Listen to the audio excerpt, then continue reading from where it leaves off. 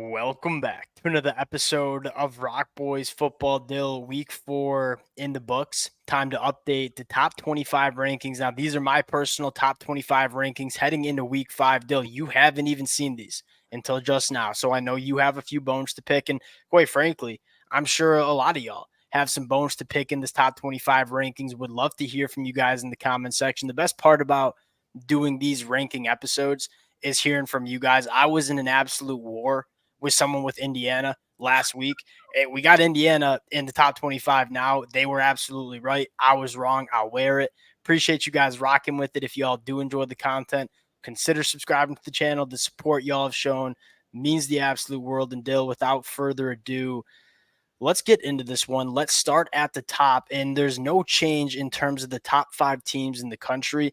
There is a change in the tiers. Tennessee getting bumped up to a legitimate title contender after going on the road and beating Oklahoma. How do we feel about the top 5 title contenders here? I'm not gonna lie, I probably lean Tennessee at number 4. I think they've shown a little bit more sustained dominance than Alabama. That feels like to me a bit of a preseason rank. And now that we've got to see Tennessee and Alabama both play a real team in Wisconsin, obviously Oklahoma and NC State for the Tennessee side of things, I think I'm a little bit more comfortable with the completeness of this Tennessee program, mainly because they've answered any question you might have about how good or not good their secondary is going to be. In Alabama, I know that Wisconsin game got a little out of that or out of control at some time, but that game I think was a little closer than you'd want it to be because you saw Wisconsin make some really bad mistakes fumbling the ball, but they were getting to a little bit of their offense. You look at what Tennessee just did to Oklahoma.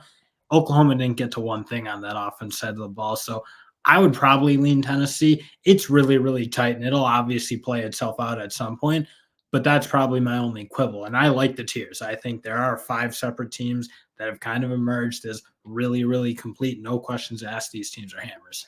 Yeah, and I look at that. I was actually very close to moving Tennessee up to that number 4 spot. So it's funny you mentioned that. And Dill, quite frankly, I just don't think Wisconsin's that good of a team. And they lost their starting quarterback in the first quarter of that football game. I think you're right. And there are a few teams that I have in the playoff tier that I think are very close to moving up to the bona fide title contenders. Let's start with the Miami Hurricanes. I'm buying stock. I was buying stock before the season. I'm continuing to buy stock. You look at the personnel on paper and say this is a national championship caliber team. Like, they have NFL talent littered throughout that roster. I think they have a quarterback in Cam Ward who, if you ask me right now, who's the Heisman Trophy winner, that would be my vote. I think they're complete on both sides of the line of scrimmage. But I think most importantly, and this is kind of just a vibes check for me, Miami's kind of passing it. There's years past where it's like, all right, Miami has a lot of talent, but they don't seem to believe in That themselves. game against USF, they don't put their foot on it and say, all right, there's enough hanging around. They let those type of teams hang around. That to me was a bit of an indicator that maybe Cam Ward and his swagger and his confidence that he brings to that program, because he kind of just fished them out. He's like, all right, fine, we're just going to go start scoring a zillion points. And he went and did it. I think that's a huge difference from anything we've seen in the Mario Cristobal era, along with the fact that they're really loaded on both sides of the line of scrimmage. That's what it is. I think everybody wants to talk about Cam Ward, very similar to how everybody wants to talk about Nico for Tennessee. And I'm looking there and I'm saying, all right, these teams are so legit along the lines of scrimmage too. They're not just kind of getting run by a quarterback. I love the Miami Hurricanes. Number 5 now. They're number 7. My not very good at counting. Number 7, Ole Miss. This Ole Miss team has looked apart. They're just absolutely crushing everybody in their path. I'm going to withhold judgment on Ole Miss until I see them play Kentucky, because there is one slight concern I have. I don't feel like they think they have an elite offensive line. I kind of see some of the shuffling they're doing. They're playing a bunch of different guys. They're rotating a lot. I don't really see a lot of good offensive lines do that. Typically, they find their starting 5 and roll with it. And Ole Miss plays really, really fast, so that could be part of why they do it. But even against Wake Forest, they gave up a little more pressure than you probably want to see. They're not physically imposing their will in the run game. I'm going to withhold judgment on how good or not good I think Ole Miss is going to be, or how close I think they are, frankly, to that national title contender, until I see them play a real team in Kentucky, who at least with the front seven is going to challenge. Yeah, no, Ole Miss it's a tricky team because I love them on paper. You just haven't really seen them get And their tested. skill positions quarterback, that's all doing what you think they would do. They're lighting Yeah. up, they're throwing the ball around, they're going for 1,000,000 yards. But I still want to see what they're going to go do against a really, really good Now, defense. one thing that makes me feel better about having Ole Miss this high, and of course, I don't think I have them like super high. Like I'm pretty sure their consensus like a top 6, 7 team in the country. They got dudes on the defensive line. Like that front seven, kind of like we talked about Tennessee, like that Ole Miss front seven is starting to look like a bona fide like top end SEC front seven, which I think certainly matters. I think that's been the aspect that holds Ole Miss back when they start playing Alabama or Georgia. Like, you go back to last year, their only two losses were on the road to Georgia, were on the road to Alabama, where you could tell they just didn't have the guys that Alabama and Georgia did along the lines of scrimmage. I think they're much closer to that than they were last year. And then again, they probably have the best trio in the country between Jackson Dart, Juice Wells, and Trey Harris. I'm in on this Ole Miss team. Oregon coming in at number 8. Uh, they've slid down a little bit, specifically because of the offensive line problems. They figured it out against Oregon State. Now they're coming off a bye, so I didn't kind of move them back up. But this is a team that, if you're asking me what team could kind of get boosted up into that title contender contention, Oregon, Ole Miss, Miami, I'd probably even throw Penn State into that category as well. Penn State's a little bit away. I probably just stick with Miami, Ole Miss, and Oregon. You're probably right to give me that look. Those are the 3 teams that I think are very close to bumping themselves up to those title contender conversations. Yeah, I'm not.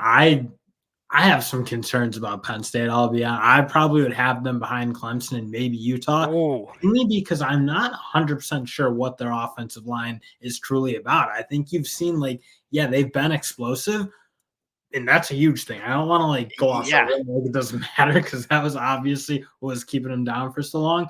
A, we haven't seen them play like a real big time defense yet. B, their offensive line, they're not running the ball like they used to. Like, they're hitting big plays through the run, but they're not grinding teams into the dirt. And again, when But you that's not what they brought. That's not what they brought Coach yeah, but Kolnicki in to do. that's how his offense, I think, kind of needs to be based off of that threat that they can really just pound on you, and your linebackers and safeties need to honor that fact. I'm a little concerned. They're replacing a lot of guys up front. I feel like people kind of Yes. gloss over. They talk a lot about that with Michigan. They gloss over it with Penn State, and they're not physically imposing themselves on some of these weaker teams in the way I think they need to, given that they don't exactly have the creme de la creme of those skill positions, and they're doing their thing. They're being a lot more explosive and better. But again, these are some weak teams they've played, and they've let some teams hang around. So Bowling Green, but Bowling Green just went on the road and hung around with Texas A&M. Like, I think Bowling Green just might be a legitimate, very good football team that nobody's talking about. Maybe. Um, I'll ask you this: they come out, they cover the spread, 17.5 points against Illinois at home. Is that a game where you could potentially? Because look what Illinois just did on Yeah. the road against Oh yeah, Nebraska. yeah. If they go physically impose themselves on Illinois, and if their defense kind of plays a real dominant football game, I'll be a little bit more comfortable putting them up there. But again, right now, I'm not sure that's going to be the case. I think that game's going to be a lot more competitive than people think, because I don't know that they're just going to be able to bully Illinois around in the way I think they should be able to. Not to get so hung up on Penn State, but why do you feel like Penn State needs to physically impose their will? Like, I'm completely fine with them being a top 10 team in scoring offense. They're top 10 Are in you yards per comfortable pass with Drew attempt. Lock having to throw the ball 50 times against a team So like far right now, until he shows me, until he against shows, a good team, like a really you're we'll comfortable? see. But they've also been running the football extremely well. It just looks. I think you're just a little bit not confused, but I think it doesn't sit right with you after watching what Penn State's offense has been over the last decade, and now it's like, oh, I don't know about this. They brought Coach Kolnicki in for it to look different. It looks different on paper. They've been extremely explosive. That's kind of what I might be getting too caught up We'll on see. that. Yeah, we'll see We'll this. see. Penn State. Yeah, we'll move on. We'll move on. We'll move on. All right, Clemson, Utah, Mizzou, rounding out the playoff teams. We're both really high on Clemson, right? Like, I think what you're seeing from this offense, like, again, if Cade Klubnik and this Clemson offense can just and they just put it together against NC State, which we think has a pretty good defense, this Clemson team is going to be a problem. Utah, Very impressed. very impressed. That defense, I think, is very, very good. And if they can beat teams, like, their skill position guys are making things happen without Cam Rising, and that's what stuck out to me. It's always been an issue. Cam Rising kind of had to play hero ball when he was on the field earlier in his career. I think they've brought that skill position along enough. Money Parks, some of the other players, I think they're making things happen more than they did. And when Cam Rising comes back and ready to rock and roll, I think this offense can be explosive in a way that makes Utah very dangerous. Yeah, I'm just I'll wait till I see Cam Rising. I'm so tired of this will he play, will he not play? Oh, Zach Yeah. Wilson's little brother might be the guy. I They need Cam. one other note I have about Utah is maybe we overreacted a little bit to the secondary. Like they gave up a few plays against Utah State. We were concerned about giving up the explosive plays against Oklahoma State. They really didn't do that. Like that score on the scoreboard does not reflect how that game went in the slightest. Missouri. I'm not ready to cut. I'm not quitting on Missouri yet. I think you have. I think a lot of people are kind of jumping ship on them. That's still a really good team. I think, like, again, teams play close games against teams they shouldn't all the time. Missouri did what they had to do. They won that football game. I think Brady Cook probably played as bad as you'll ever see him play all season long. They're still going to. I think they're going to be just. And to be fair, they missed what, 3 kicks. Like I'm not expunging Missouri. Like they need to start playing better football for me to like continue to rank them in the top 12. I was so high on this football team heading in. It's just been a little bit underwhelming, but I will have them at 12 just because what team in the dark horse category are you ready to kind of slide over Missouri in that top 12 spot? No. Now, before we get into the dark horse category, that tier, if you will, I will say I feel great about this tier. Like after the playoff dark horses, like Illinois down, like I just don't know. I don't see these teams. Maybe Texas A&M because of the talent that they have, but not really what they've looked like on the film and on the field. I feel pretty good about this tier. Michigan, USC, Louisville, LSU, Notre Dame. What team do you want to get at me for? I am really you could agree. I'm really concerned having Michigan that high. I mean, even when I look at them in a matchup against Notre Dame, Riley Leonard's not playing good football at all, and I'll completely acknowledge that. But I think the defenses are pretty close. Michigan, I'd probably give a slight edge to, but it's not that big of an edge. And the way Michigan is so one-dimensional in a way that's like agonizing to watch as a Michigan fan, I'm really a little bit like shaky on whether I'd put them that high over a team like Notre Dame. And even, I mean, USC, I was going to say, question USC, Michigan, strap it up and play again tomorrow. I mean, they strapped up, so you kind of have to put them over that. But it's like, am I comfortable saying Michigan would win that game more than 6 times out of 10? Like, not really. 6 times out of 10's high for me, at least. Like, I think you run that game back again. I'm not like super until confident. Michigan shows something on offense, and it can look a little grimy, but you can't go. What did they go, like 6 or 7 straight? 7 to 12 for 36 yards through the air. They had 4 straight 3-and-outs in the second half, and they were bad 3-and-outs. Like ain't even close to getting a first down. But the run positive. Like I have both Michigan fans right here. The one positive, that defense. Like we might be back on the defensive side of the football, and Kalal Mullins Stewart might be like the best player in the country. So obviously we're going to be a huge problem. And Kalal Mullins now being the guy for this Michigan rushing attack, I also think is a massive storyline. But they need to find some sort of like something on offense where they can get out of a rut, because they get in ruts, and this was even happening a little bit last year. You just had JJ McCarthy to kind of bail it out when it did. Yep. And now I just feel like, well, if we start going like a couple straight 3-and-outs, well, that's just the last time I guess we moved the ball all game. Agreed. USC. I want to just give a quick monologue about USC real quick. I'm not selling my stock. Like it really came down to like 3 or 4 plays in that football game. USC needs to figure out the offensive line. Now, again, I don't know how many better pass rushes they'll see than Michigan. And on the road, you could tell the offensive line was having trouble with the snap count a little bit. If they can figure out the offensive line, like I think this team is so good. Like I think Miller Moss is an absolute gamer. Their pass catchers need to be a little bit more consistent, but I kind of just trust Lincoln Riley on the offensive side of the football. That defense continues to impress me. Like again, 3 explosive plays that they gave up kind of cost them the football game. That being said, like this defense is clearly different. The Louisville Cardinals, I have them over Notre Dame. I have them over LSU. They're underrated, man. It's a solid defense. It's a very good offensive line that has played a ton of football. And Tyler Shuck puts Jack Plummer to shame from last year. This was the Louisville team that played for an ACC championship last year with what I think is a quarterback that was below average in the ACC. I think now they have a very solid quarterback in Tyler Shuck, provided that he can stay healthy. I don't know if Louisville has the top end talent to be a college football playoff team and consistently win week after week. But you talk about solid football teams that can be explosive on offense. That's the Louisville Cardinals.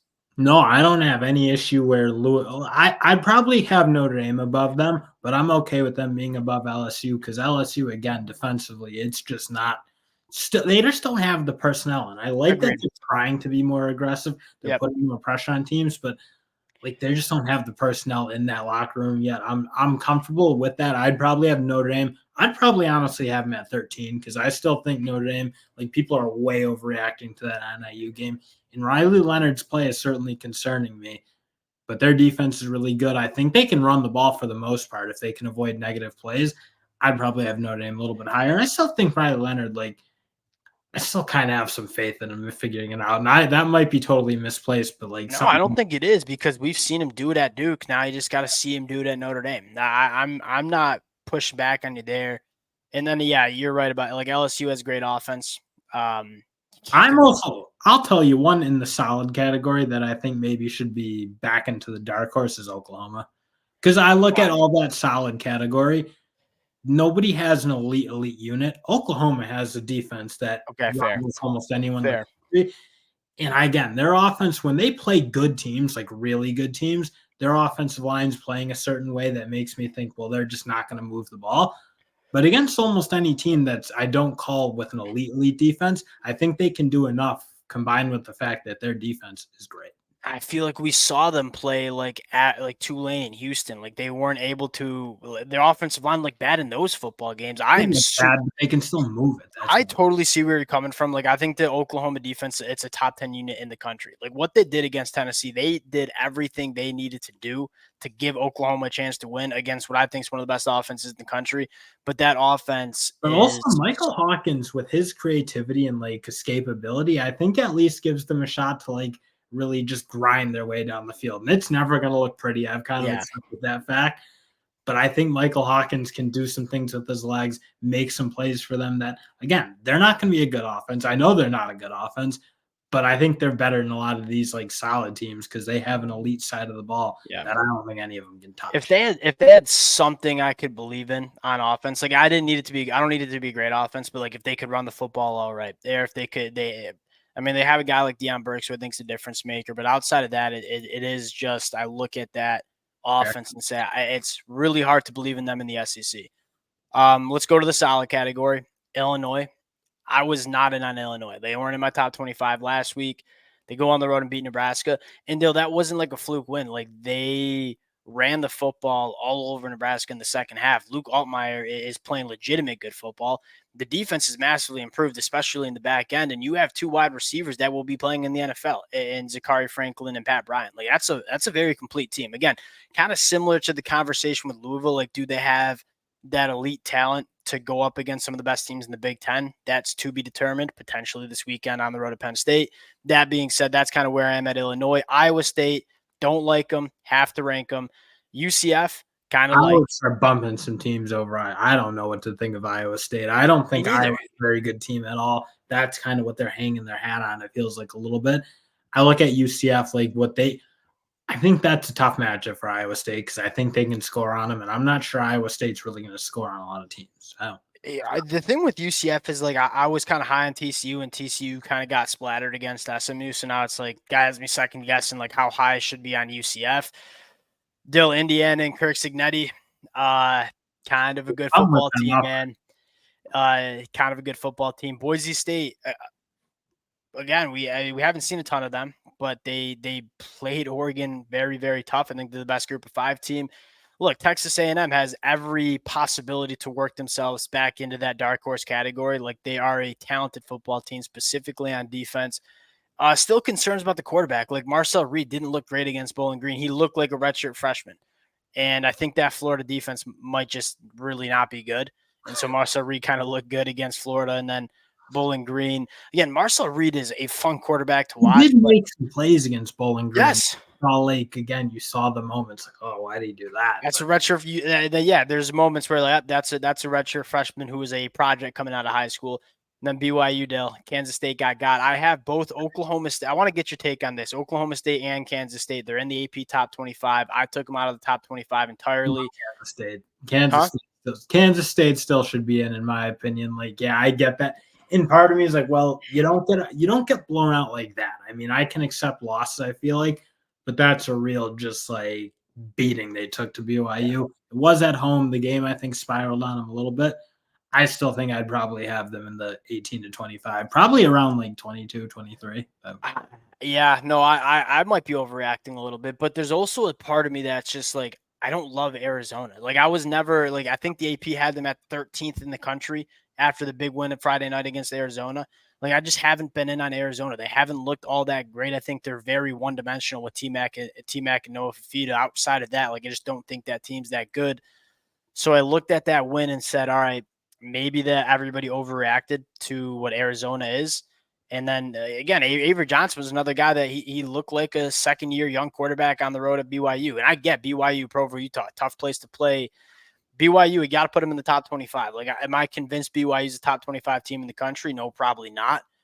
But you got to put them in. Like, they're on. If they beat SMU, who just beat TCU pretty bad, they beat SMU on the road, and then they just hammered Kansas State. You got to have them in there.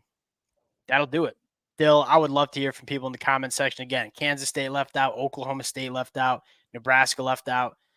Don't feel great about some of these rankings, but that's what I have for you going into week 5. Again, appreciate you guys rocking with the fellas. If y'all do enjoy the content, consider subscribing to the channel, and we'll talk to y'all later. Peace.